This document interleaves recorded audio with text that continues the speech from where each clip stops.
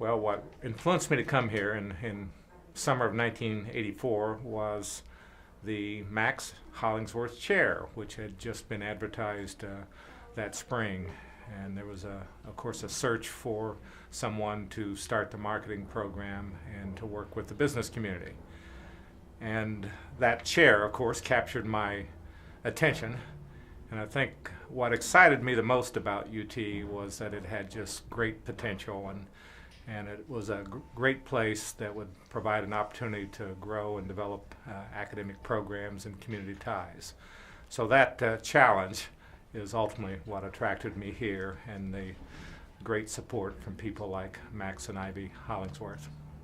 There's all sorts of memories that one has, of course, in now 23 years that I've been here at UT. But two or three stand out. One standout, I guess, would be the day I was announced as president of the university in January of 1995.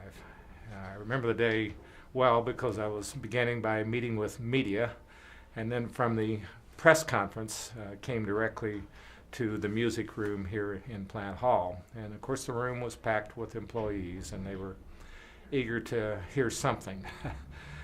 And it was memorable because of all of the faculty and staff that were there.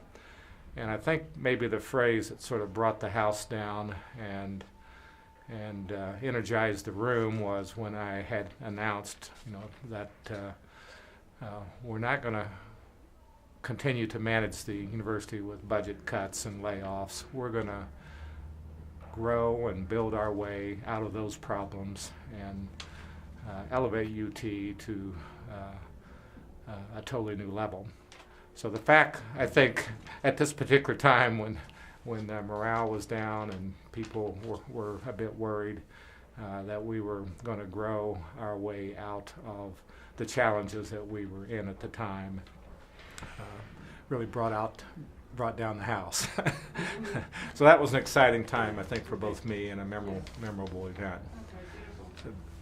The second event, or second memorable happening to me, was all about John and Susan Sykes. The day that we announced a $10 million gift, and then later another announcement due to the Sykes of announcing a $28 million gift. That was a memorable time in UT's history because their gift and confidence in the university and what we were doing began a dramatic transformation that has helped to elevate UT to a new level as well. I guess the third thing, when you look at big changes, what are the most significant changes? In 23 years I've seen a lot of changes, but there are several that strike me.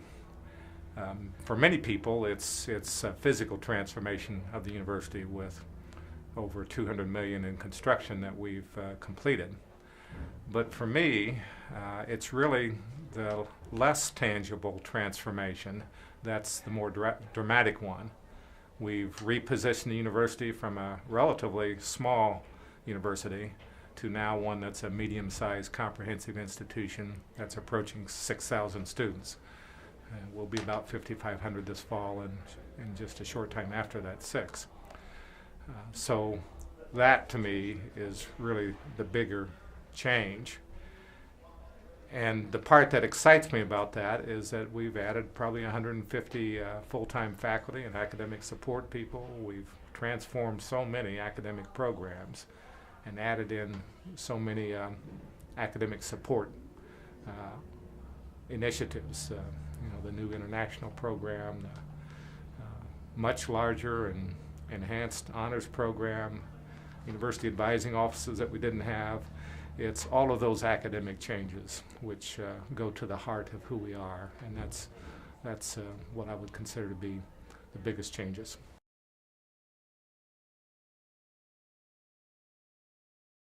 My name is Dick Cheshire. I was president of the university from 1977 to 86, and that was a very interesting time for the university because it was the time when Tampa as a city was beginning to grow and become a dynamic metropolitan center.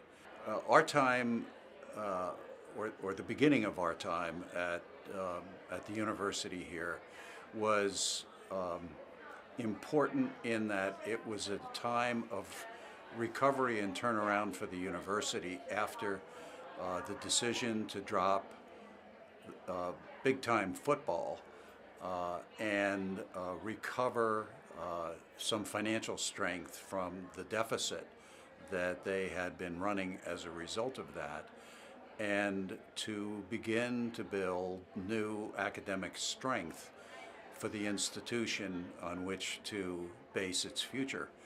And our thinking as a new administration was that the focus had to be fundamentally on the students and the student body itself.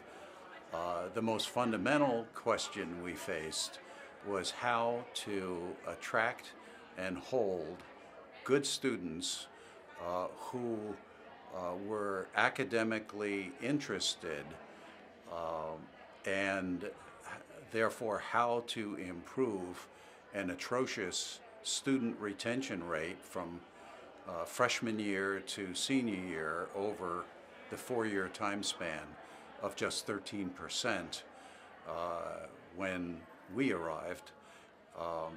And that meant that we had to look up and down the line of curriculum, teaching, faculty, staffing, to facilities, grounds and buildings, equipment, to the financing that was required in order to function as an academically increasing or improving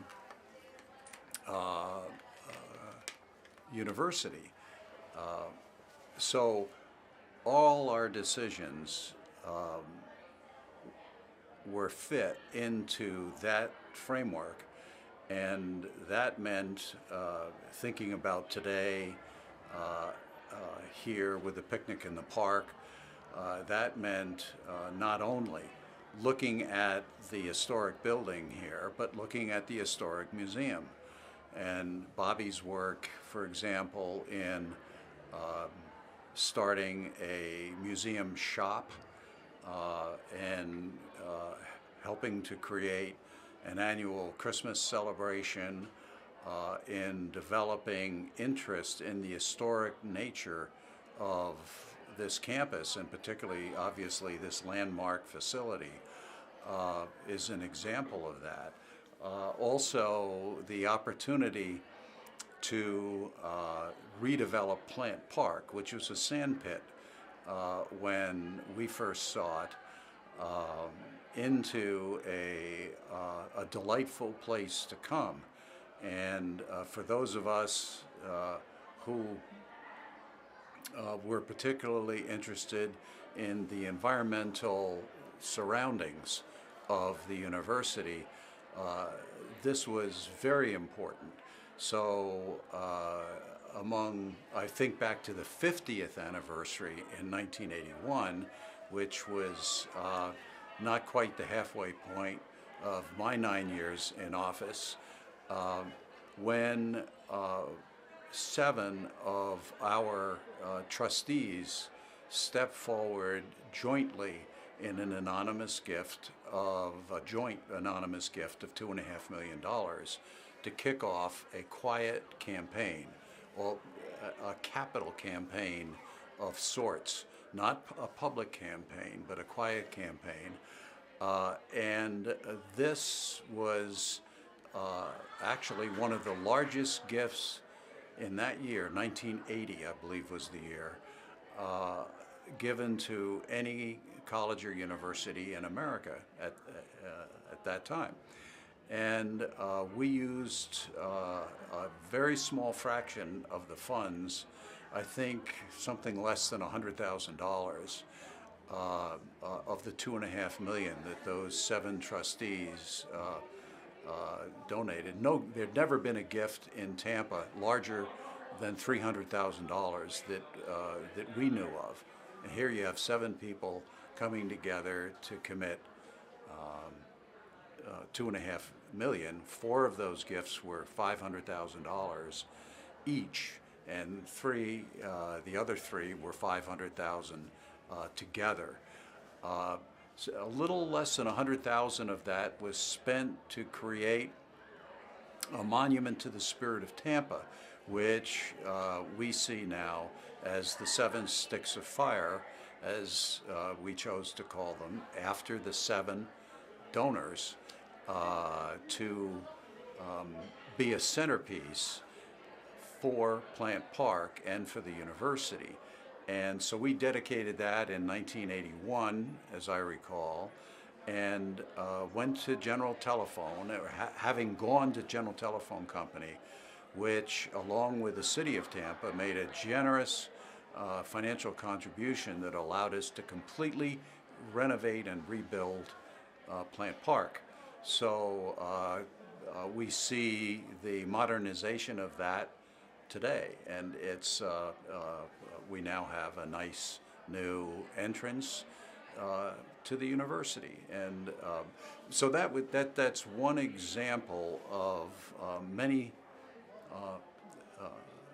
efforts that we thought we needed to make in order to help the university turn around to a more effective academic direction for its long-term future.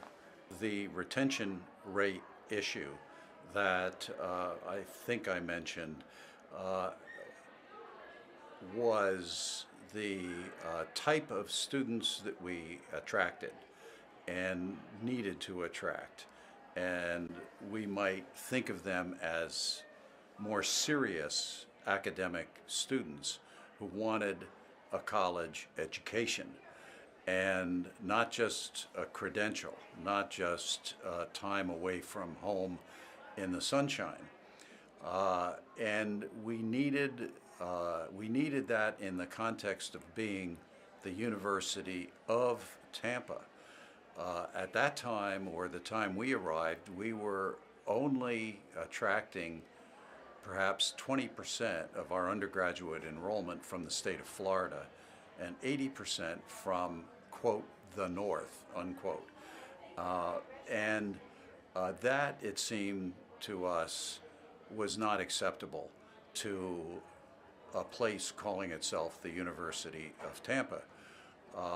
What we decided to do, and we were alone in doing this so far as we knew, among institutions in the state of Florida at the time, what we decided to do was to create a structured system of academic merit scholarships that gave first priority and the most dollars to students scoring high academically on grades and SAT scores from Hillsborough County, and then from the state of Florida, and finally from everywhere else.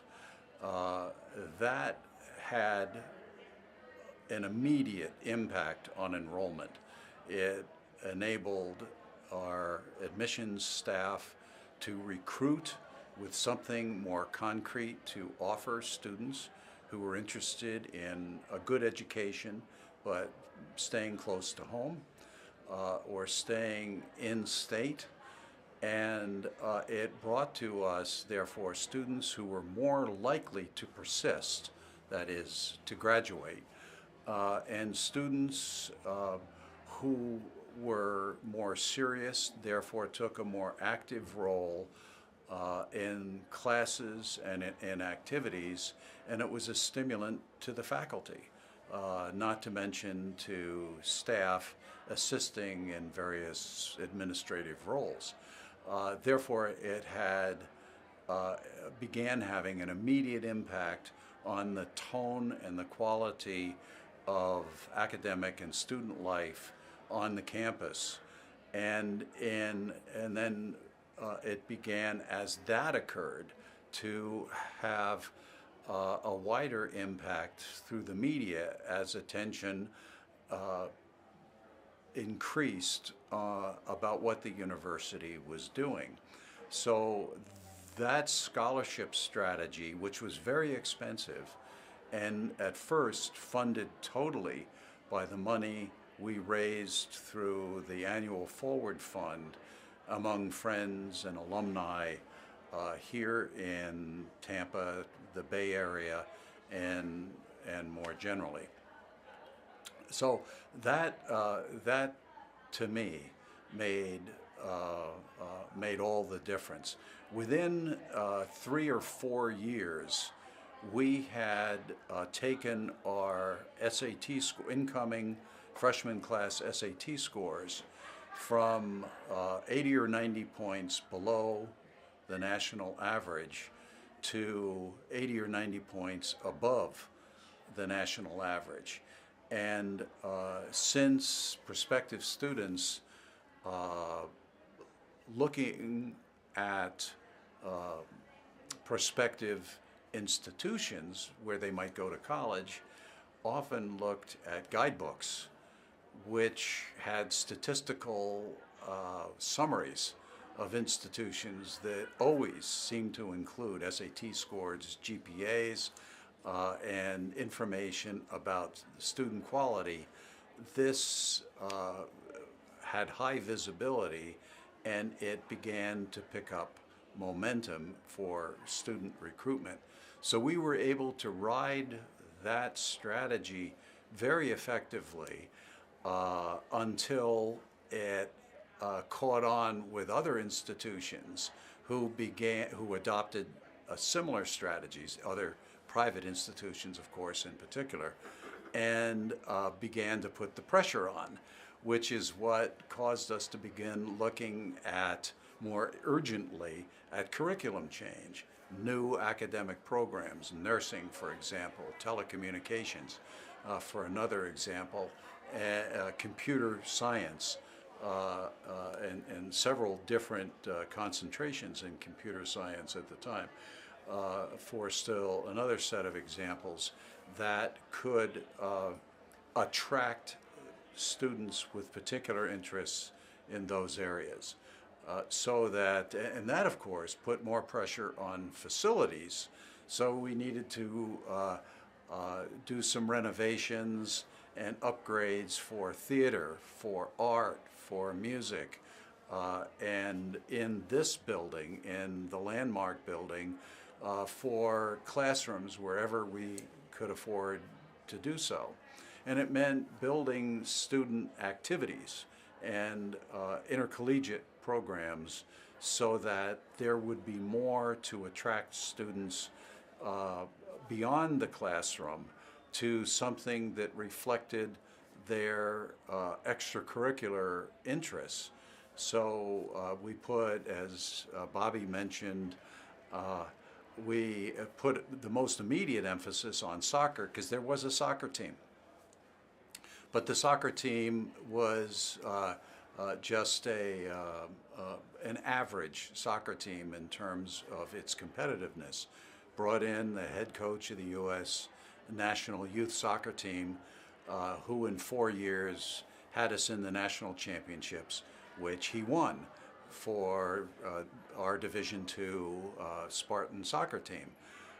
It caused us to reinstall, after an absence of 10 or 12 years, men's basketball. And Richard Schmidt, who came in as our first and I think still coach of UT basketball, came right out of Vanderbilt University, and I think took his very first team to the NCAA playoffs, regional playoffs, and has gone most every year to the NCAA playoffs and created a nationally competitive men's basketball team in addition to the already competitive women's team that was here. women's volleyball. Chris Katnack came in very early. I think Chris is still here, if I recall, and he's had some fabulous successes with women's volleyball. And that's not to mention baseball, which has a long history at the University of Tampa and is since where we brought in a new coach, and there have been successor coaches since, and I think they've won a championship or two since. Or swimming, where at Brennan was already present and gave him some more to work with, and he began to produce All-Americans year after year after year. And those are just a few examples. So it was a matter for us of taking, as Ron Vaughn needs to do and has been doing today, a comprehensive view of the university as a whole, and looking at what its core mission is academically, so that hey George, how are you? Good to see you. I even recognize you, George. You haven't changed much. and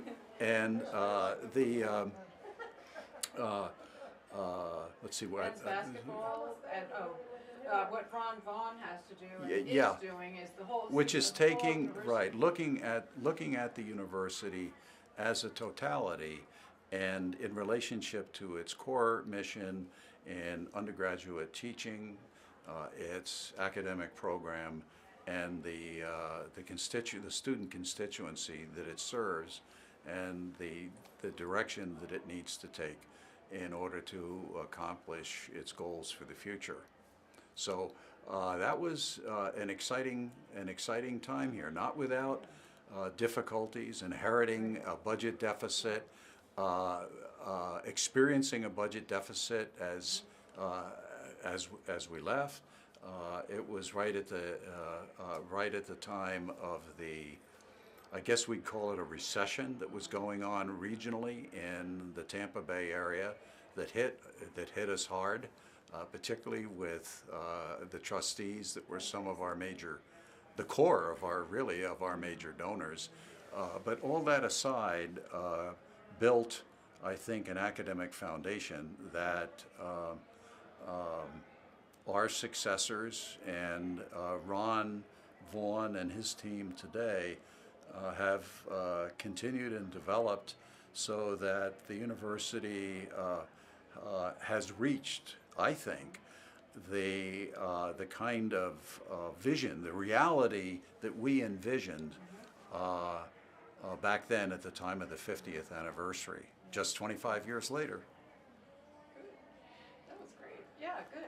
I was just a quick question I have listening to all this. Because I know later, and maybe it was already part of the scholarship plan, but after you did the intercollegiate soccers and basketball, then did you also do the scholarships for those? Was that something that helped with retention and recruitment? Yeah, oh, very much so. Well, I think my memory of the program was that we tried to integrate the athletic scholarships with the academic scholarships. All the merit scholarships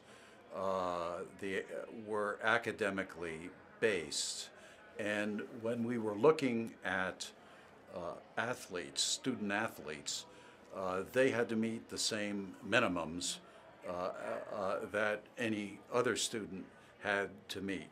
But naturally, we looked at them differently because they were bringing, like a musician might or an artist might, they were bringing a specific type of strength, which does not, or did not, and I think does not necessarily translate into a particular GPA, but translates into a particular talent that enables that particular student to grow as a human being and perhaps as a professional.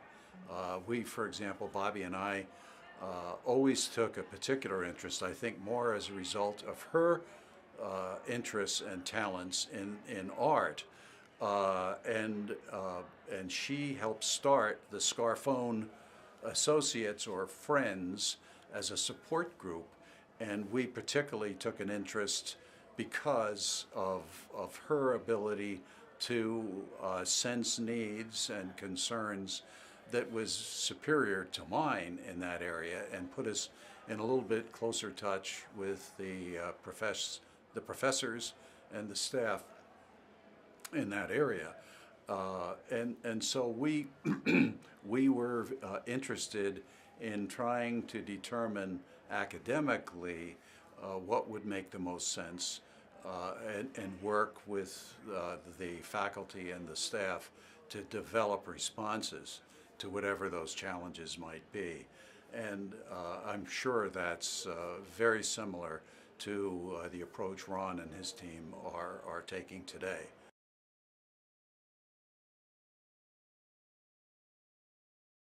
Yes, my name is Bobby Cheshire. My husband was president here from 1977 until 1986. So it was our life for 9 years.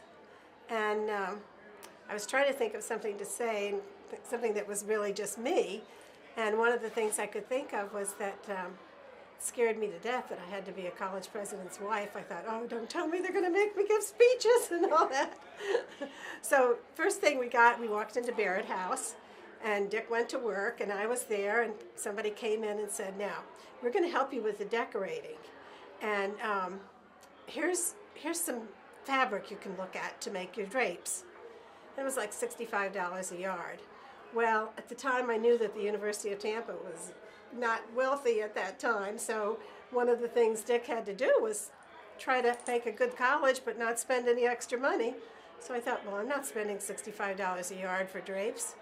So I went out and bought sheets and decorated the windows with sheets that were $6.99 for, It made the national news. My mother called from Long Island and said one of her friends in Omaha, Nebraska had called and said my name was in the paper about decorating this mansion with sheets. So that's sort of how I first got started here. But then again, over the years, I just was able to do some things that were me. I had experience with art, and so I helped do the Scarphone Gallery, and we put together the first group that supported it. And with the museum here, I had a gift store, so I knew how to do that. So I created their first gift store for them. And little things like that. We had one of the problems with the university when we first got here was their retention level was pretty low. So Dick was trying to think of what you can do, and one of the things he said, well, is if the kids get involved in a program of some sort, whether it's sports or drama or whatever, then they'll stay because they're not going to give that up if they love it. And so that's how we got all these sports people to come in, and within a few years we won the national soccer, what would you call it? Division II. I couldn't hear. The national soccer. National Division II National Championship. Yeah, the championship. I mean, that was amazing. And you started the basketball team. Mm-hmm. And so we were able to make a little bit of a dent here. And enjoyed it.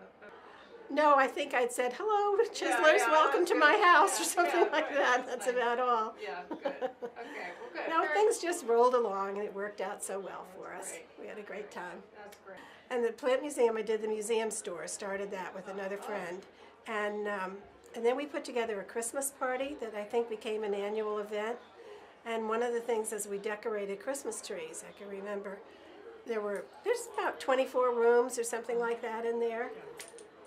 And I had to do about 18 of the Christmas trees, but I got some other groups in town to do the others. And it was fun, though. I was always doing something. I can't believe I raised 3 kids. And another thing, when we first came here, they said that we could have a nanny for our children, and cleaning person 5 days a week, and da-da-da-da-da. Well, I thought I don't want the university to spend that kind of money on us. I want them to spend it on the college and not us. So we didn't have any of those people, except we had a cleaning lady twice a week, and that was plenty.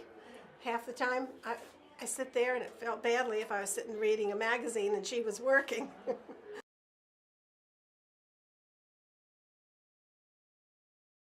Yeah, I had just gotten my PhD degree in economics from Louisiana State University, and I wanted to teach at a private institution somewhere, and I sent out a number of resumes, and UT was one of the places I interviewed, and I came and I got the job here in 1971, and it's the best thing that's ever happened to me. I've been so happy here, been here now for 36 years, and I really love it here. And when I first arrived on campus, I thought, you know, what's it going to be like to teach now? You're not a graduate assistant anymore, and so on. And it was like teaching in a graduate program, truly. In 1971, the Vietnam War was still going on, and we had 500 bootstrappers. So on, these were military people who were involved in the Vietnam War. They were officers. They were all about my age. I was 29 at the time, and they're very, very highly motivated students. 500 of them. That was 25%, a little less than that. There were about 2,500 students then. So maybe 20% of the university students, and they were outstanding students. I mean, highly motivated, demanding. The classes were just great, and I couldn't believe I'd come to such a great institution. Of course, those bootstrappers then, by the time the war was over, and it started to die out, that program. So by 1976, maybe a lot of those students had left by now, but so we had the full-time undergraduates, 18 to 21-year-olds, and so on. It changed the nature of the classes somewhat, but it was still a great experience and a great place to teach. We had in the whole university had 80 faculty full-time, and in the college, we didn't have a college of business at the time. It was a division of economics and business. We had 12 faculty at the time, and it was a great place to teach. I taught 4 classes on the campus, and then we had a MacDill campus as well at the Air Force Base where we taught as well. So we had a heavy teaching load, heavy advising, interactions with students. The campus in the 1970s was very, very different than what it is today. Quite different, in fact. I knew everybody in the liberal arts faculty and College of Business. We weren't segregated at the time. And we were all together in Plant Hall here. And this elevator, I remember using the elevator. And one of the things you use the elevator for is to go up to the 4th floor to get the duplicating materials. And I'll never forget that. I went into the duplicating office up on the 4th floor. It was like a huge, it looked like a textile plant. These gigantic machines that took up the whole room to run off copies that you needed to pass out to your students, and they had this purple ink all over. You got purple ink on your hands and on your clothes and everything, and so those were the good old days. We did the handouts, and very closely knit with the students. Faculty and students were very closely knit. So it was a great first experience coming here, and I've enjoyed it ever since. Oh, that was excellent. Really good. Let me just keep my headphones on to make sure we're doing the technical. That's great, David. Good. I need to kind of help someone. Okay, and I'll keep you on call, okay? Okay. Yeah, great. Okay, good. So let's see.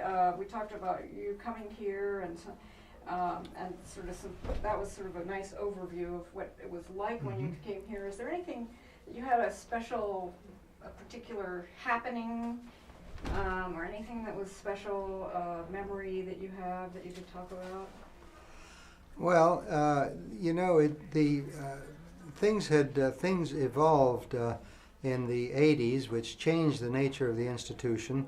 I said when I was here in the early 70s, we had a very large number of students, high-quality students, mainly because of the bootstrappers. We also had football at that time, and we were, number 1 in football in Division II, And the trustees voted to end the football program in 1974 because it was draining resources from the academic budget. And that caused a bit of a concern and a split amongst the faculty. But the faculty agreed with the decision and voted yes, we should go ahead and get rid of football. But then in the 1980s, things began to change somewhat. The first big change that I noticed was when we formed the College of Business. Before that, we had everybody was in this building. All the faculty, the students, the liberal arts students, the business students. We were all here in the same building, and we all knew each other. We interacted a lot. And then we branched out into the College of Business and the College of Liberal Arts, a bifurcation there, which in a sense split up that nice collegial environment that we had. That happened around, I'm trying to remember exactly, that happened in the mid-'80s somewhere,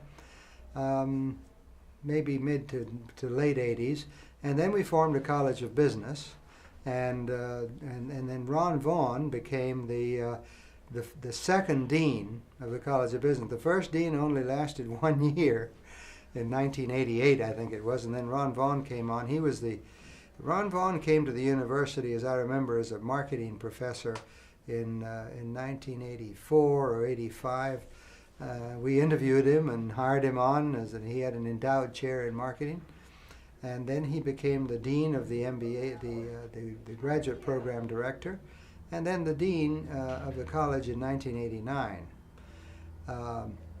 And things went well then, and then in the 1990s, the university took a turn for the worst. Enrollments were dropping. It was a really dangerous time in the 90s. I recall it. Budgets were cut drastically. Many people, faculty members were cut. I remember the philosophy department was cut back, and we made some drastic cuts in faculty, which was those were very tough times, falling enrollments.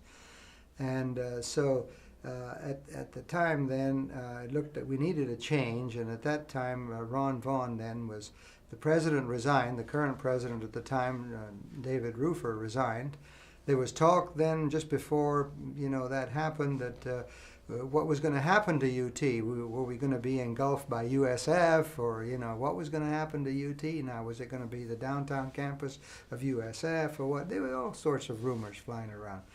So anyway, when Ron took over in maybe 1995 as president, things changed dramatically changed, and the enrollment started increasing, the quality of the students, and of course the capital campaigns, as we know. The money started to come in, and the Sykes College of Business, thanks to John Sykes and his wonderful support. Financial support, and so the face of the campus changed rather drastically then, and so by the late 90s, things were rolling along, and the College of Business now in 2000, I believe, we moved to the Sykes College of Business, which used to be the old McKay Auditorium in the 70s and 80s. It was the city auditorium, basically theater, the city theater. And so that became the College of Business, and we received the AACSB accreditation, which is a sort of a high-level accreditation demanding higher faculty credentials and more emphasis on research as opposed to teaching. It began to change the character of the institution. In the 70s and 80s, we were purely a teaching institution, and everybody was engulfed in teaching heavy teaching loads and so on. But then, by the late 1990s and certainly into 2000, they became more of a research emphasis for the College of Business in any case. And it changed the nature of the culture, basically, of the whole institution, I think, because we were segregated from the liberal arts faculty now, and we physically as well as functionally. And so it changed the nature of the institution, and we had, in many respects, in many respects an improvement. The quality of the faculty improved, the quality of the students improved in the College of Business. But we had a remoteness from liberal arts, which I've always thought was sad.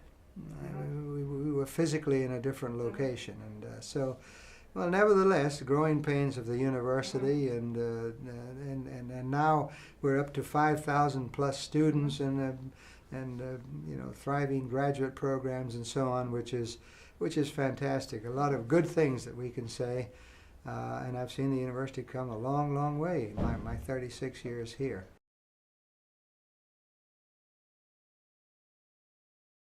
So I've been here since David DeLoe was in his last 2 years of presidency, so I've seen a few presidents. Well, what influenced me was the fact that they offered me a job very early in the recruiting year. I was a graduate student, and they invited me down in January, which I was sure was on an intent to influence me by the weather.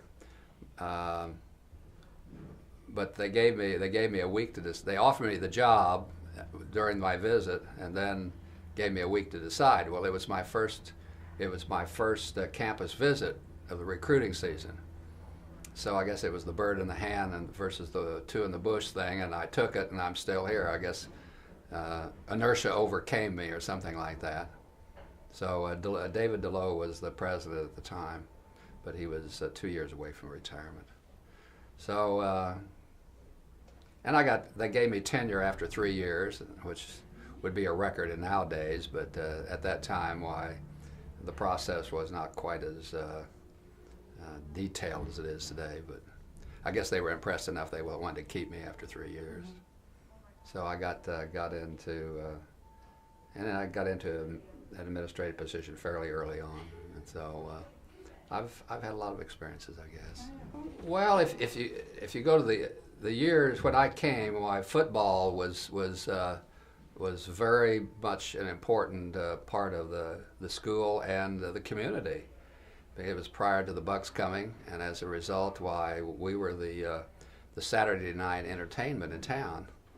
And the football team was really pretty successful given the size of our institution and the competition we had to play. We, for the most part, played much bigger institutions, and we had some very individually some very good football players who played in the NFL. I mean, one year, toward the end of our program, we had the #1 draft choice in the whole United States.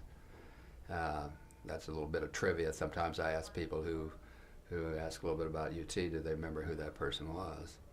And I enjoyed the football, but when I was early in administration, I also saw the budget implications.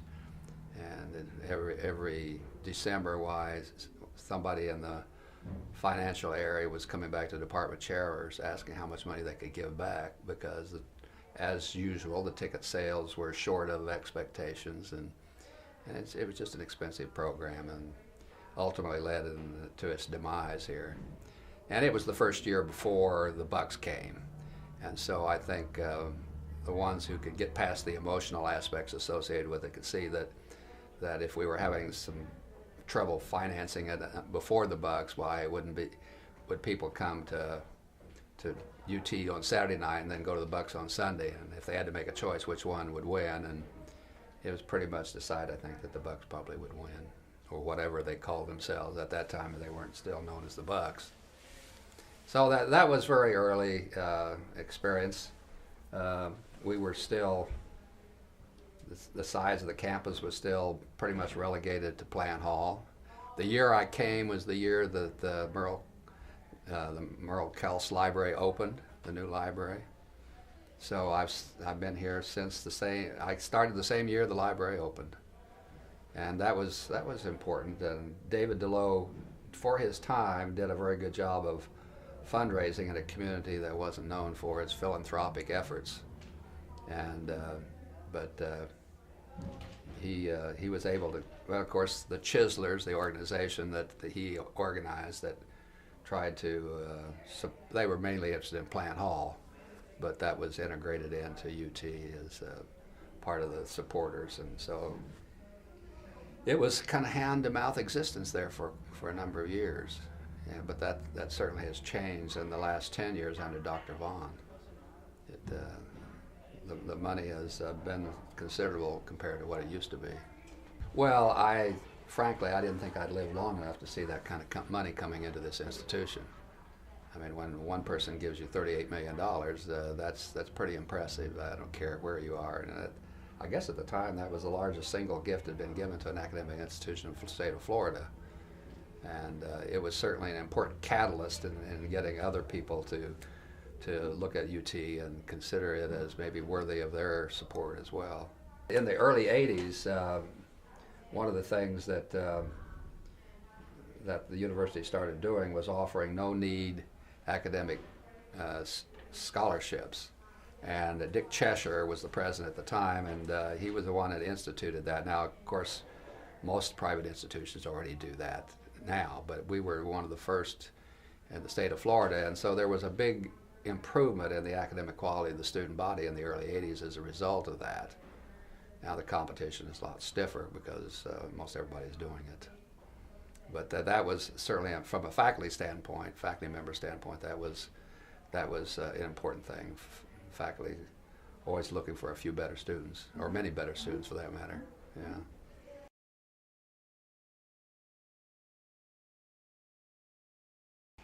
I'm a reference librarian, and so I worked a lot of nights. And I've been here 30 years, so it was probably 20 years ago or so that as I'm working the reference desk, probably 8:30, 9 o'clock at night, one of the students comes in and tells me there's an alligator in the parking lot. And I went, sure, there is. And I thought we had a large lizard or something. I go out, and there's probably a 4 or 5 foot alligator. I don't know exactly what size, and but I do know that I thought this is not a good way for student retention if we lose a student to this. So my first decision was trying to figure out who to call, security. But I'll have to tell you, 20 years ago, there wasn't a lot of places that you could call at 8:30 at night to have them come and check on the alligator in the parking lot, especially because we were drawing a rather large crowd by that point.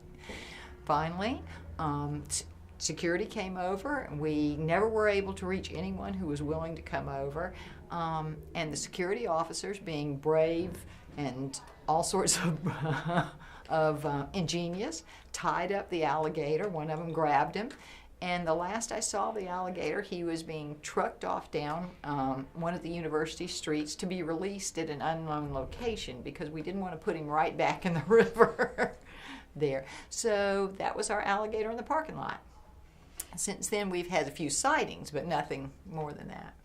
That's one of them. Certainly, I've seen queens. Everything, probably some of the others have mentioned, seeing Queen Elizabeth on campus. And I was mentioning the first technology on campus. The library wrote a grant to get a fax machine, and we got the grant and the fax machine. And everybody on campus, if you wanted to do a fax, had to come to the library. At that point, we would have the president walking over. You would have all sorts of folks, because this was sort of a special thing. We then moved on up to an Apple that had 2 disk drives. We wrote a grant for that. Didn't have any hard drive in it, and we would sort of turn it on early in the morning and let it sort of warm up to get to the time that we could really use it. And we had that, actually we used that computer for about 10 years, long beyond any life expectancy of normal. So that was fun. And interesting as the technology changed. And then we actually, one of our early technology grants was to get a typewriter. It looked just like a typewriter, except it had 2 acoustical couplers on it. So when we wanted to do data out, you would actually call on the phone, hear the dial tone, and then you'd stick the phone right into these acoustical couplers. So it sort of looked like a typewriter with Mickey Mouse ears. And that was that before we moved into the hardcore stuff that now the university does so much wonderful things for. And then I was here during football, started here, and one of my most memorable evenings was when John Matusak, who was eventually the #1 draft pick in the NFL, came trick-or-treating in a full outfit with face masks, and we actually gave out candy at that point. And he came in with his mask, and he had sort of an afro in those days, very big, and he was about, I'd say 6'9" and probably 250, 300 pounds. And he would say trick or treat, trying to get us to guess who he was. It was not difficult to pick him out because we had library study hall with the football team. What influenced me, that's embarrassing in some ways. I was looking for a job. I knew I wanted to work with students. I was a librarian. And when I came here, I interviewed with several different institutions, but I love the campus here. And so that sort of was, I hate to say the first, what's kept me here though, I think is the people. And the fact that the job, I've got to be part of sort of a revolution in information and how we provide it, but without ever having to leave. So my job today is still information, but how we deliver it, the people we work with have kept me here forever. I would be here. They're going to put me in, because actually in the library we have not only books and CDs, but we have Mr. Ebor's ashes. So maybe I'll just have a little urn next to Mr. Ebor. And it's the nephew Ebor, it's not the original. So maybe I'll just stay forever. I guess the one thing is the campus itself. I know everybody knows it's changed, but when I first came, we had basically Quonset hut kinds of things that housed offices around campus. There were still some shuffleboard courts out behind the library where the old tourist center was. And so the buildings on campus, the technology, because I think at the core, the people's interest, I think sometimes our original people would say our students have changed dramatically, and they have, but we had some very good students very early on, so that's been a thrill.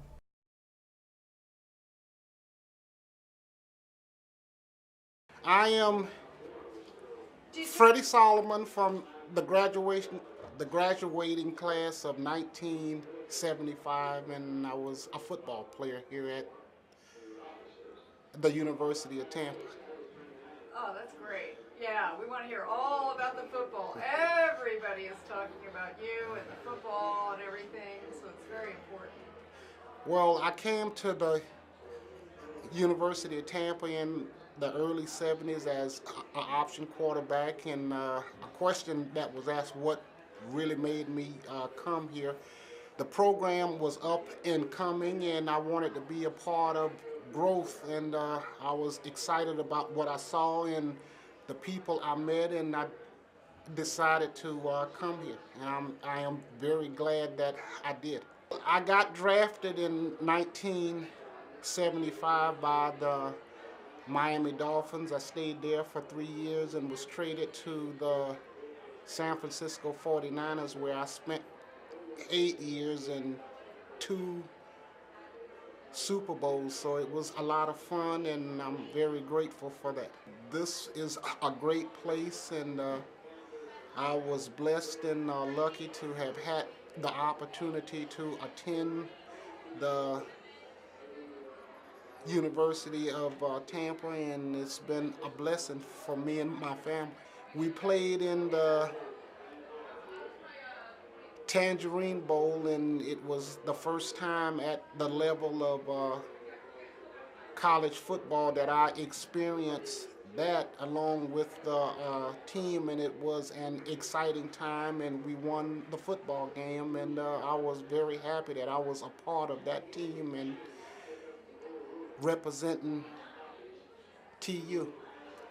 I was a part of the last football class, or the last part of the last team here, and there were a lot of young players that did go to other colleges, but somehow I avoided that. It was a very sad time to see football drop. Over the years, when I was around some of my friends, they would talk about their team on Saturdays and who they were playing and who won and who lost, and I couldn't get into the conversation because we didn't have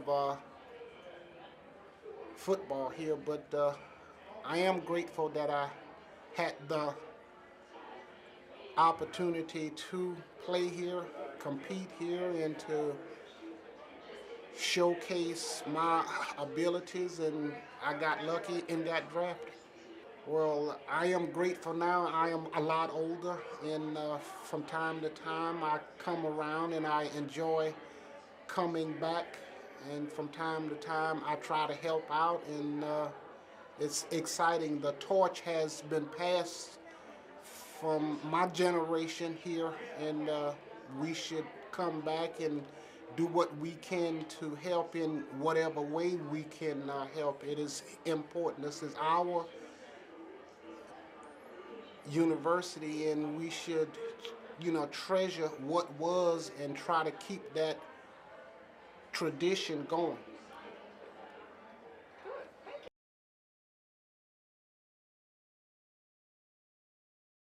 I decided to come to the University of Tampa in 1953 because I was in love with my high school girlfriend, which was Mary Jane Marino. And I didn't want to leave town. I wanted to get married, and I wanted to go to school full-time, but work also, so that we could get married. And so I really did not look elsewhere. I knew I wasn't going to leave town. So I came to the University of Tampa. And in my sophomore year, on Christmas break, December 19, Mary Jane and I got married. Still are. We just did our 52nd wedding anniversary. So that's how I ended up at the University of Tampa. I'm native, so I was familiar with the University of Tampa, but I'm not sure that that would have been the outcome had I not fallen in love during our break between our junior and senior year with her. And so I never left town. The University of Tampa was basically local students. About the only people who were not from Tampa were athletes who were brought here to play. Everybody else, there were only 3 major high schools back then. I attended Thomas Jefferson, the other 2 were Hillsborough and Plant. I was an athlete, and so therefore you saw people like a continuation of high school, basically is what it appeared to be.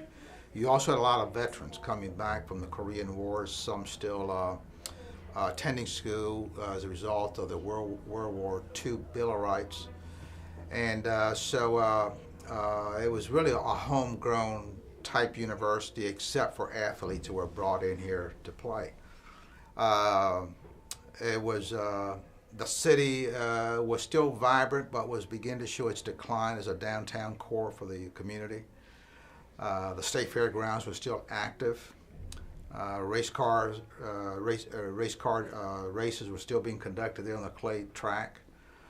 Phillips Field was still standing where Tampa Prep is today, and that's where the University of Tampa football team played.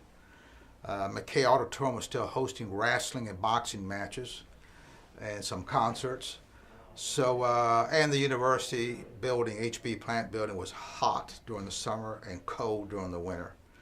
So it was not a pleasant environment, but really no one had air at home in those days. You really didn't miss that too much. And so it was basics. I mean, there were no frills. You came here to get an education, not to enjoy the environment. Of course, I graduated and went on and taught for about 7 years and went into labor relations for about 9 years. And then I bought the family business. And during that period of time, I wasn't as active with the university as I might have been. Then in 1975, Governor Reuben Askew appointed me to the Southwest Florida Water Management District. That took me into public light in a different way. And then I started getting calls from the University of Tampa if I could begin to participate in one fashion or another. But it wasn't really until I got elected mayor of Tampa that I got involved. At that time, I was asked to become a trustee of the University of Tampa. And I still am, although I'm emeritus now, but I still attend the meetings and sit on committees and things of that sort after all these years. But while mayor, fortunately, I did get elected mayor. I was a graduate University of Tampa, and we were able to put in nearly $2 million to save the domes and the cupolas that were all deteriorated. And also we put the track in place where today the Pep and Rood field is. We did the track as well, and while mayor, we also each year came up with $100,000 for the university to match for just operating and maintenance of HB plant building.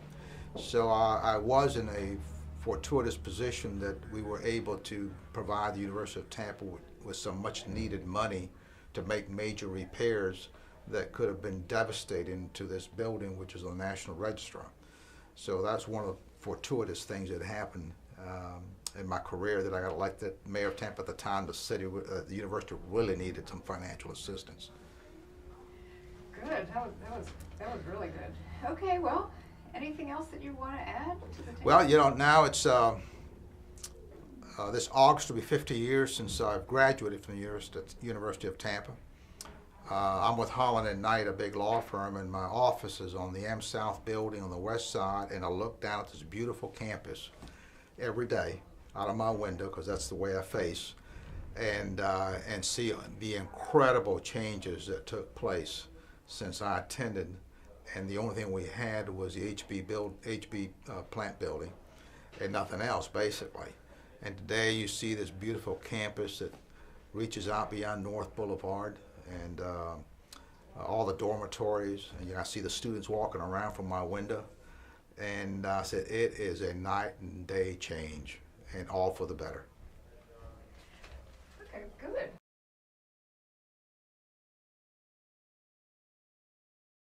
I came here because my father lived in Tampa, and he convinced me that I should pursue an education and to do it here in Florida. And the only school that was available at that time that we really could afford was the University of Tampa. There was no other university around. USF was not in the picture, and that's what made me come here. And I was delighted that we were able to complete the admission at the university. As a matter of fact, I came directly from the airport to the Dean of Administration's office when I came from Cuba, which is where I came from. You asked me what kind of, what influenced me to come here. Mm-hmm. And in reality, it's one simple word. It was my father. My father was the person that influenced me to come and get a higher education and to come to the University of Tampa. While I was here, I had many fond memories, because not only I benefit from the classrooms, but from my activities. I was quite active in Greek life. I was active in student government. I was active in some other organizations, and like we used to have an international relations panel that we used to go visit in different clubs around Florida to promote the University of Tampa and their international atmosphere. So that, together with my education, made a tremendous contribution to the success of my career. So I progressed, and I left town, and I was gone for many years, but always kept kind of contact with the university until I moved back to Tampa in 1990 and became involved at the suggestion of a dear friend in the Board of Fellows, and I was in the Board of Fellows for a number of years until I was invited to become a member of the Board of Trustees. Currently, I am a trustee emeritus, so that means that I'm here for life. By the way, I'm class of 1956, and really looking back at the memories that I have from the university, there were many, but the one that is more prevailing is that here is where I met my wife, now deceased, but we had a wonderful life of 49 years of marriage, and she was also class of 56. So that was really the fondest memory I have from Tampa U, which we used to call UT at that time. I became the first undergraduate student ever to receive an achievement medal from the University of Tampa. They had a medal that was given to prominent people when they used to get honorary degrees or present different medals. But I was the first student ever to receive that medal. So that made me very proud. If not sentimental about it, I was very proud that what I did for the university was recognized on graduation day as a surprise presentation because it was not in the program.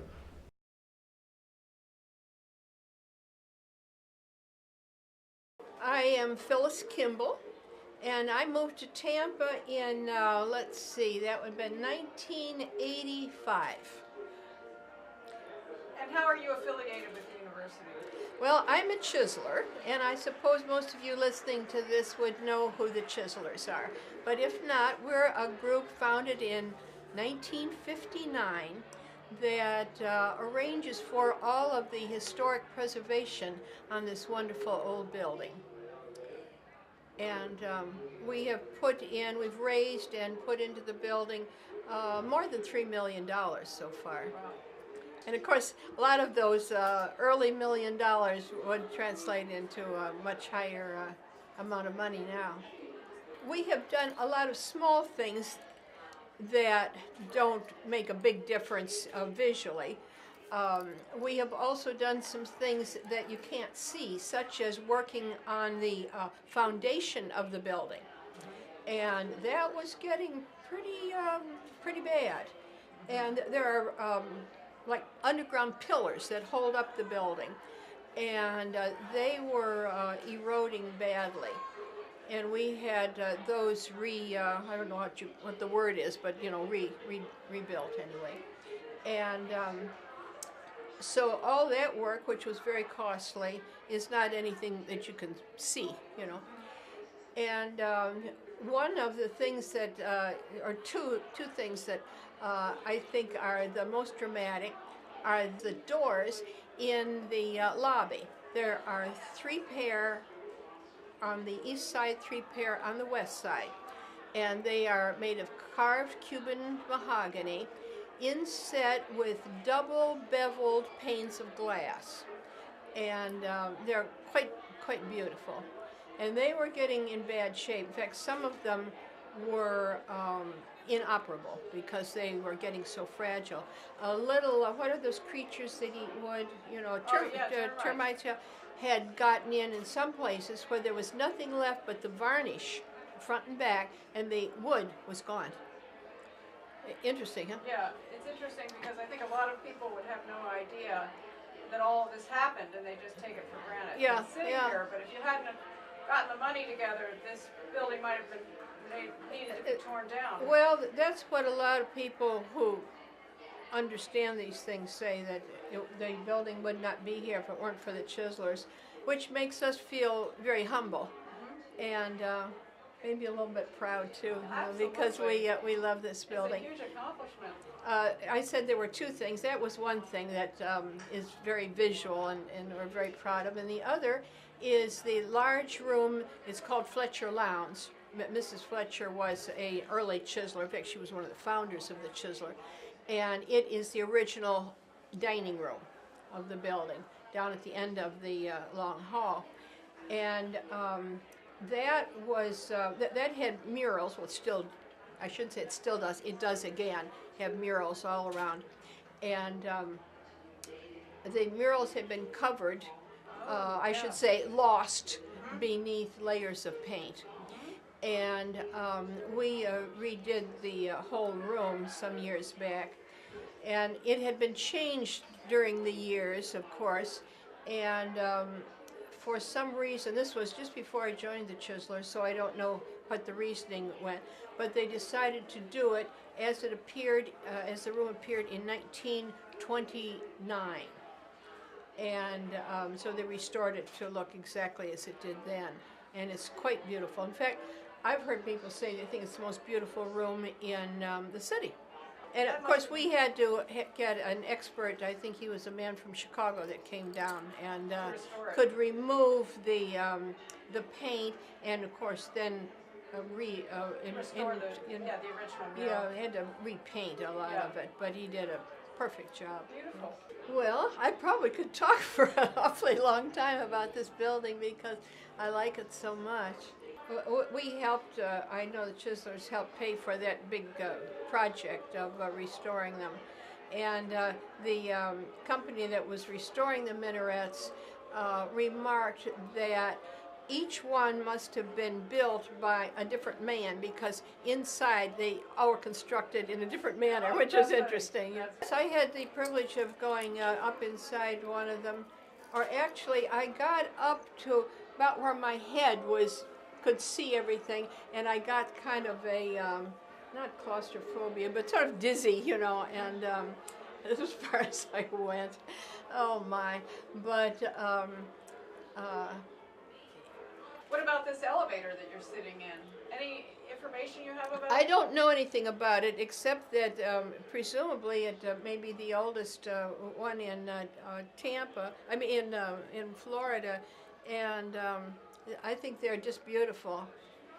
And this one could use a little restoration too. I have to bring that back to the back to the club. I'm gonna get a shot of you so I can see your whole Chiseler's thing there. There we go. Oh, this is just something that we wear at our market or something to distinguish us. We get we raise most of our money. Well, we raise it in several ways, but quite a bit of it comes from a market that we put on once a year, one day, and it's like a flea market. And we have real low prices, and people come from all over, and they just clean us out in a couple of hours. But we make quite a bit of money.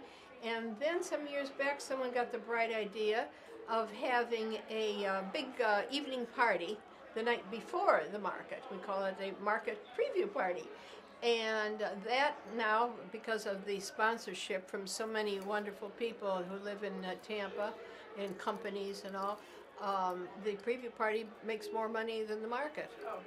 And last few years we've been having, actually it's every other year, we've been having a fashion show luncheon with another company, and that brings in lots of money. So we are, I should say the Chiselers are probably the hardest working group of women that I've ever been associated with. And I have lived all over the world. My husband was an Air Force officer, and we moved, as anyone in the military would know, every couple of years off we were someplace else. And so I've had a lot of experience with hard-working, dedicated women in organizations. But I've never seen a group that beats the Chiselers. I'm proud to be a Chiseler.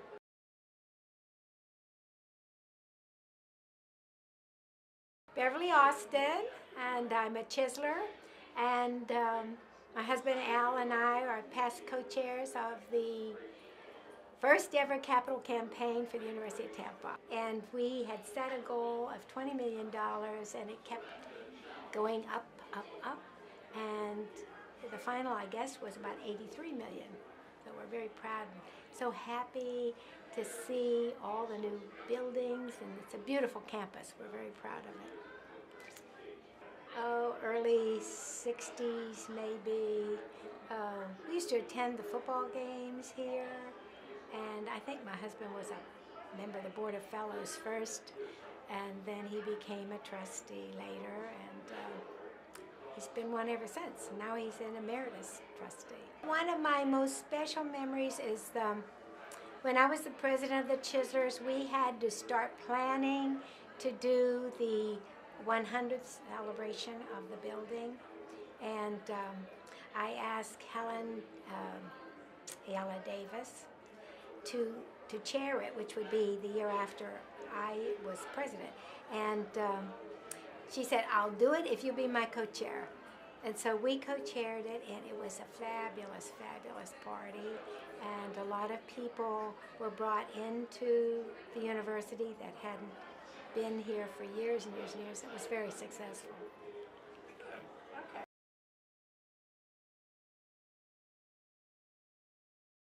My name is Joanne Jones. I am a graduate of the University of Tampa, class of 1959. I came down from Ohio to go here to college. I lived in Plant Hall for 4 years up on the 3rd floor. We had a house mother, and we had hours that we had to be in at 10 o'clock every night. Weekends, 12 o'clock, and the door got locked. If you had to ring the doorbell, it took her at least 10 minutes to walk down the long hallway to unlock the door. and then you were really in trouble. Then you were campus for a night, and you had to sign out every night of where you were going, what time you left the building, and when you came back. It was fun. It was great. And then I graduated in '59. Dr. DeLoe was here at that time. I received the Outstanding Female Graduate Trophy from Dr. DeLoe that evening, which is a surprise. It's voted, I think, by the faculty at that time. And there was maybe 1,000 students here then. I taught school for 40 years, and when I retired, I came back at the museum as a volunteer. So I worked there, and I've been chairman of the Victorian Stroll for the museum for the last 5 years. I'm now a member of the Chiselers that do a lot of volunteer work and support everything for this building. So I've done full circle. I started out here, and now I'm back here, and I love it. I love every minute I spend here. And I did over 600 hours just for the museum this past year. And that's not counting all the hours that I work with the Chiselers, but it's all in the benefit of this wonderful plant hall. So that's my story. That's good. Great. And I was in the band. We had a band here at that time, and the boys lived on the 4th floor, and above me I had football players. So my roommate and I did not get much rest.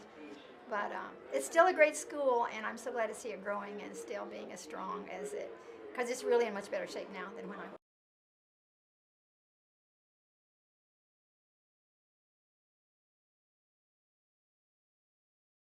Yeah, my name is Jeff Pearl, and I graduated University of Tampa in 1971. Did UT help to form you in some way? Yeah, it helped me grow up a lot. Okay. You know, I came down here when I was 18 years old, and never been away from home, and it really, the friendships I developed and some of the professors I loved, and I remember one distinct thing I remember was the football team. We opened that new stadium, not this current one, the Sombrero. We opened it the first night, and we had a very, very good football program then. It was like in the small schools, like the 1As, 1AAs. We were like 1 or 2 in the country. So we had a lot of, and I used to play in a marching band. So I used to travel with the school and play in different stadiums, and it was a lot of fun. You know, it was a lot of fun. It's a good school. I came here because I lived in New York City, grew up in New York City, and I always wanted to go to Florida, and I had never been to Florida before in my life, and I remember applying for colleges. This is the only college that I applied for, because I had heard some people that went here, and they really enjoyed it. Yeah, and I heard about the history of the school. I think, if I remember correctly, it was Teddy Roosevelt's headquarters for the Spanish-American War. Am I right? Yeah. And I had come down to see the school, and I really liked it, and the building I thought was beautiful. So, yeah. Okay. Nothing, just I remember 4 years of, used to go into class and then going to Clearwater Beach every day. We used to pile in the Camaro and drive to the beach, and the problem is at that time when you're that young, you don't really it doesn't seep in until you get older. And you start thinking about it, it's like, wow, I really had a good time when I was here. And great people, a lot of friends I met down here, and the dormitory I used to stay at was DeLoe Hall, D-E-L-O. David DeLoe was the president. Oh, yeah. And it's gone. Oh. It was right across the street here. Okay. Do you miss it? Yeah. I guess they put up a new one. Yes, they did. It's a brand new dormitory since I left, yeah.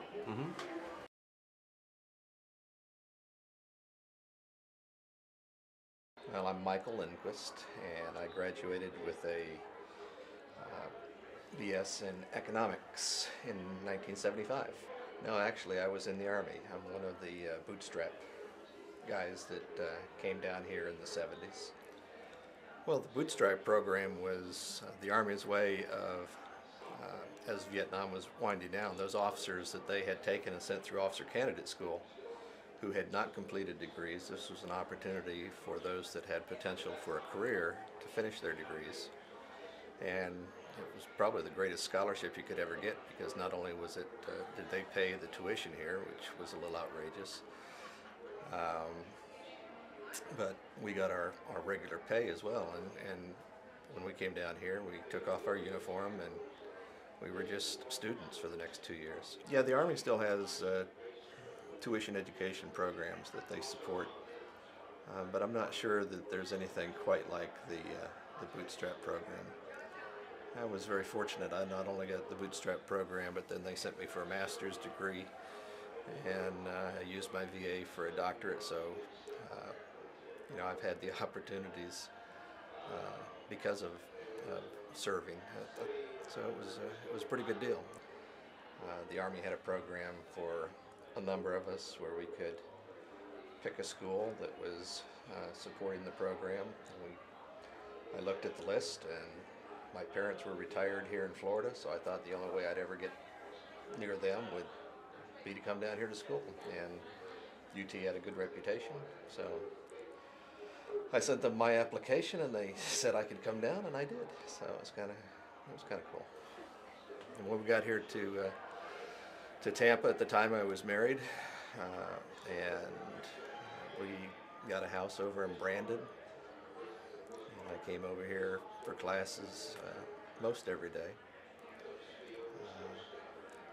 As I said earlier, my degree is in economics, and all of the classes were here in Plant Hall at the time. All the new buildings that are in existence didn't exist then. I mean, even the fairgrounds was a fairgrounds. Didn't belong to the university at the time. Well, I think 75 was a great year for football. Freddie Solomon was a quarterback, and so we used to have games at the stadium, the Tampa Stadium, on Saturday nights. It was a great way to spend a Saturday night. And while we were here, we created what we called the Pen and Sword Society. And the Pen and Sword Society gave us a room upstairs where we could kind of hang out between classes. Gave us a great repository for old exams and old papers and things of this nature that helped a lot of us get through. In the Pen and Sword Society, we sold the programs at the football games, and that gave us the cash to run the room and have coffee, and so that was a pretty good deal. No, just good job. Yeah, it was fun. Thanks. Yeah, thanks. And we're calling it Elevator Diaries. Yeah, I think that's kind of cool. Yeah.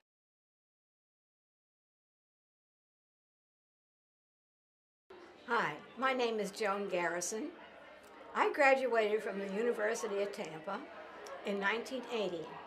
And when I graduated, I was much older than the other students. But you know what? I had the best time with them. That was the time when they wore, the boys had long hair, and it was wonderful. I enjoyed them all. I had the best time.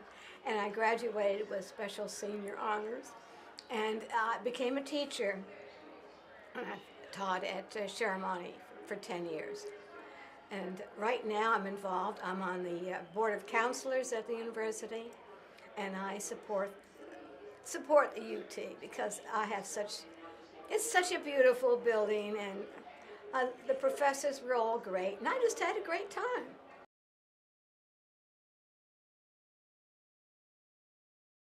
I transferred here from Central Michigan University, and I was in a fraternity brother's room at our fraternity house at Central Michigan, and I looked down the wall, and he had a University of Tampa banner, and I asked him, I said, what's that all about? And he said that he takes summer classes here. He visits his mother who lives here. And I said, what's it like? And he said, it's wonderful, I love it, and it's great. And I said, well, interesting, because I played tennis at Central Michigan, and I was a golf and tennis player, and it just seemed a better place to be, and I loved Florida. And so I contacted the AD to get a release to come down and look at the school, and I came down and just fell in love with it. And it was everything that he had described. It was what I was looking for. It was a small school in a family atmosphere, and I was from the Detroit area, so I liked the city influence, and it just all fell together. And I came down with my mother, who's very involved in education, and we looked at a number of schools down here while we were here. So, well, we might as well look at other things similar to UT. So we went to Rollins and Stetson and various other schools similar. But as soon as I came to UT, I knew this was it.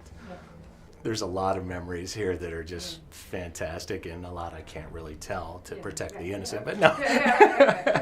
But I would say my most special memory of the University of Tampa would be my graduation day. It was held on Mother's Day, and I'm an only child, a real mama's boy, and it was probably the best present I could ever have given my mother, and to have her here and my father to fly down, it was wonderful. It was so special. It was obviously all the times here are just fantastic, but that really just was the culmination of all the hard work and everything. It was just perfect, beautiful day. My closest fraternity brothers, we all graduated together, and it was just a wonderful time. And I believe Malcolm Forbes was our speaker, and to have someone of that caliber speak at your graduation really was something. Well, I knew I wanted to major in business, and so my concentrations were in finance and business management, and the business professors were wonderful. I remember specifically a few, obviously, like everyone does, but Professor Watson was president of the Student Management Association, and she ran that, and I had her as an advisor as well.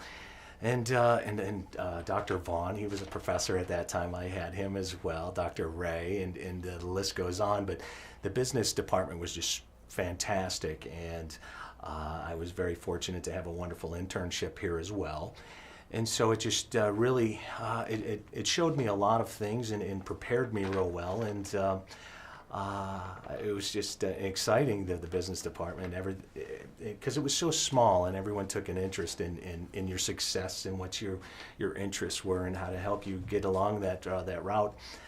And I was very blessed, very fortunate that the way things worked out. I ended up owning a brokerage firm and some various other businesses, and so I was very, very lucky. And I was able to retire early, so everything is great. I owe UT everything.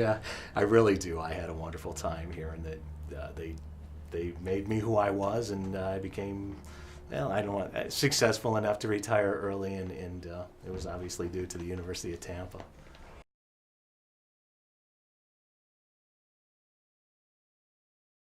My name is Charlie Chipman. I graduated in 1995. Took me 30 years. Well, I initially got into the steel industry, and I had a boss who told me you don't need a degree to be a salesman, and that's what I wanted to be. And he took me out to lunch and convinced me not to get a degree. But I always, in the deep bottom of my heart, I always felt that I deserve it. And it was a goal of mine. I started in 1965 at USF. And went there for some time, and then I came back here in the 80s when the metal industry started consolidating, and there were a lot of problems in the metals industry, and continued until 1995. Having had some knowledge of the history of University of Tampa, I mean, I was raised in Tampa, and I knew that there were always financial difficulties, attendance. I had a lot of friends who came here in the 1960s. I remember a friend of mine had a basketball scholarship. He came. I helped him move in, so it was always it was in my mind, in the back of my mind, that maybe someday I might go to school here. But when President Vaughn took over, I had a feeling that he had the aptitude to be able to not only market the school properly, to give it, the boost that we needed, and also to increase attendance, which of course they go hand in hand, and just look at the place. I mean, it's gorgeous. It's becoming a major. Of course, downtown Tampa is becoming more and more a popular place for people to live. I'm hoping eventually that this school will grow along with this area of town. I think Kennedy Boulevard will eventually be like it was many, many years ago. They'll redevelop all of that, and it's because of a lot of things. But I think President Vaughn has brought a lot of emphasis into this, university. Being accepted here was a big, is a major event for me. I remember when I came in originally and discussed it with the folks in continuing education, and I was scared to death. I didn't want to have to take a bunch of tests. I just wanted to go to work, and trying to remember the name of the lady who signed me up. She got me through. She got me through all the paperwork, and boom, I was starting school. And to me, that process of getting me started was the big thing that I had to go overcome. And by having the right person there to help me get started. If it hadn't worked out the way it did, I may not have ever came, to school here. But it was a positive experience, getting started.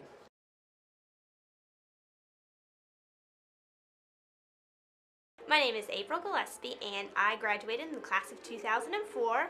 I'm currently on the National Alumni Association Board of Directors and helping out with the 75th anniversary celebration. I came to the University of Tampa. I'm originally from Plant City, Florida, and of course I didn't want to go far from home, but I really loved the feel of the smaller university with more hands-on interaction with your professors and smaller class sizes and the ability to really get to know people rather than just being in a mass of tens of thousands of people. I have a lot of memories from being here at the University of Tampa. I was able to serve as the Residence Hall Association president as well as the student government president my senior year. And through that, I was able to have so many memories, meet so many people, and do so many things that you just don't think that you'll ever get to do in your college experience.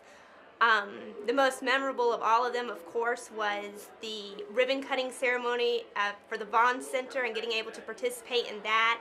Also, I was here the year that the John H. Sykes College of Business opened, and being able to just experience such a great donation from such a great man in the community, and being able to use the facility and see how it improved your education and everything was really great. No, I am very fond of the University of Tampa. I encourage everyone I talk to who's considering where they want to go to college to really look at the University of Tampa and what it has to offer. It's truly a great community of people, and just to see the people who have graduated from so long ago still so active in everything that goes on at the university, whether it's through the Board of Trustees or just attending events, is just really shows what a great community it is. Thank you. Thank you. Very nice.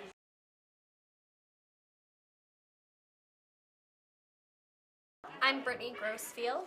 Okay, and your year of graduation? 2010, I think. Right now I'm a semester ahead, so it could be 2009. I've lived in Tampa my whole life, though. So I don't know, really I didn't even know about it. It was just here. A friend of mine dropped me off the other day. They were asking me for directions. They were like, there's a school in there? Really?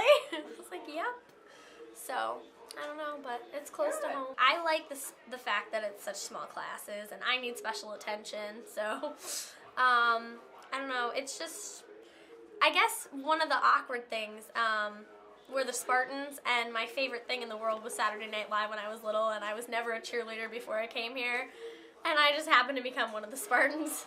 Thought it was the funniest thing ever, but I don't know, I guess I just decided to come here because of all the opportunity, and I'm not a big fan of USF. It's a little bit too big for me, so I like that this is small, and it's just really pretty. Good. And what's your major? What are you studying?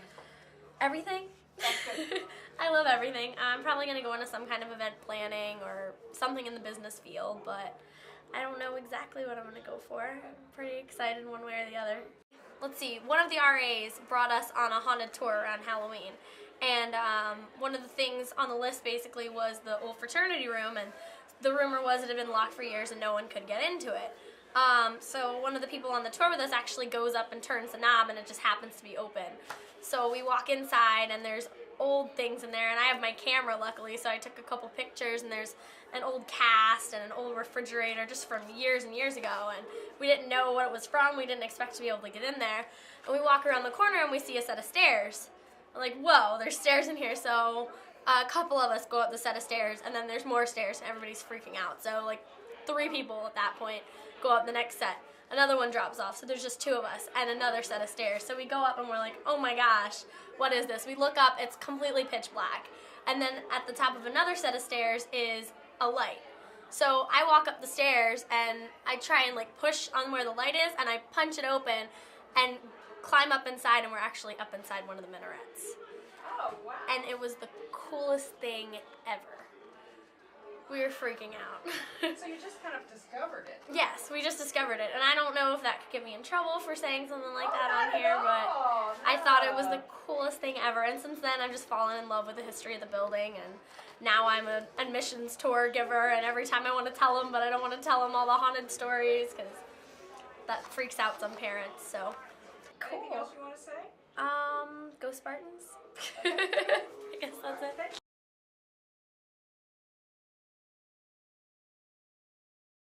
I'm Carolyn Akers, and I've been here many years.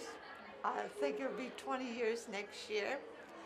And I run this elevator when the other one breaks down like an emergency. They always come and get me.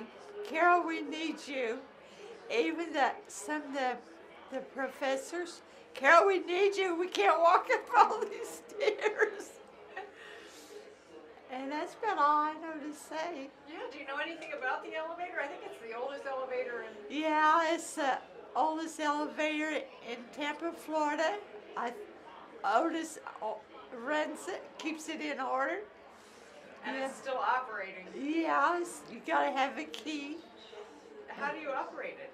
With the key, you turn the door, turn that handle, and it takes you down one way and up the other. Oh, okay, good. Yeah. All right, great. And have you seen some interesting people coming up and down? Oh, yeah, from everywhere. Yeah. Yeah, especially students. You know, students come here from everywhere. Oh, yeah. All over the world. Good. There's even students come here from Indiana, where I'm from. Yeah, I'm from What India. made you come to the University of Tampa in the first place? I don't know. Okay. I just wanted to come here where it's warmer, because it's very cold in Indiana. And then you got a job here? Yeah. I've been here, a long time. All right. Well, thank you very much. All right.